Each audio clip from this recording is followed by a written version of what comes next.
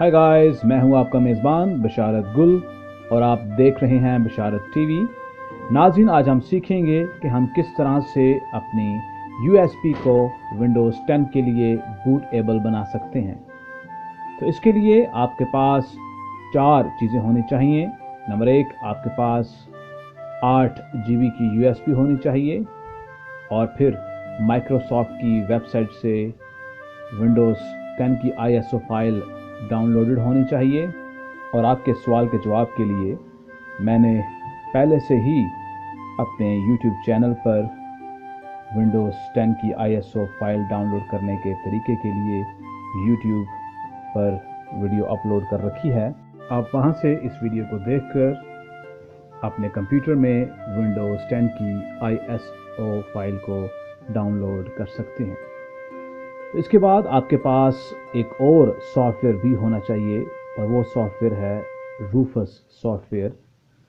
ये जो सॉफ्टवेयर है वो आपकी जो पिन ड्राइव है या USB ड्राइव है उसको विंडोज़ 10 को चलाने के लिए बूटेबल बनाता है। तो विंडोज़ 10 ISO फाइल और रूफस को डाउनलोड करने के लिए आपके पास इंटरनेट का होना बहुत ज़रूरी है। तो अब आप अपने ब्राउज़र को ओपन करें और यहाँ पर आप रूफस टाइप करें और इसके बाद आप इंटर की को प्रेस करें और फिर देखें सबसे पहले नंबर पर आपके पास रूफस की जो अपनी वेबसाइट है वो आ जाएगी। तो आपने इस पर राइट क्लिक करके open link in new tab पर जाना है और फिर देखिए हमारे पास रूफस की अपनी वेबसाइट खुल चुकी है और आपने इसको स्क्रॉल डाउन करना है और यहाँ देखें हमारे पास ये सॉफ्टवेयर आ चुका है रूफस 3.13 और ये 1.1 MB की फाइल है। तो इस सॉफ्टवेयर को डाउनलोड करने के लिए आप इस पर लेफ़्ट क्लिक करेंगे तो ये सॉफ्टवेयर एक पॉपअप विंडो में आपसे पूछेगा कि आपको इस फाइल को किस डेस्टिनेशन में डाउनलोड करना है। तो मैं इस सॉफ्टवेयर को डाउनलोड नहीं करूँगा क्योंकि ऑलरेडी ये सॉफ्टवेयर मेरे पास मौजूद है। ये देखिए ये सॉफ्टवेयर रूफस है, इस पर आपने राइट क्लिक करना है, फिर रन एज एडमिनिस्ट्रेटर पर लेफ्ट क्लिक करना है। तो आप देखें रूफस की ड्राइव प्रॉपर्टीज़ खुल चुकी हैं। तो डिवाइस में जो USB सेलेक्ट हो चुकी है उसका जो टाइटल है वो बशारत है और उसकी ड्राइव F है और ये 8 GB की है। तो अब हम इसकी कंफर्मेशन के लिए हम दिस PC में जाकर देखेंगे और यहाँ देखें हमारे पास USB का जो लेबल है वो बशारत है और इसकी जो ड्राइव है वो F है। तो ये कंफर्मेशन हमारी हो चुकी है और अब हम इस विंडो को मिनिमाइज करेंगे। अब हम बूट सिलेक्शन की ऑप्शन पर जाएंगे और इस ऑप्शन में से हमने डिस्क और ISO इमेज को ही सिलेक्ट रखना है और इसके बाद हम सिलेक्ट के बटन पर क्लिक करेंगे और फिर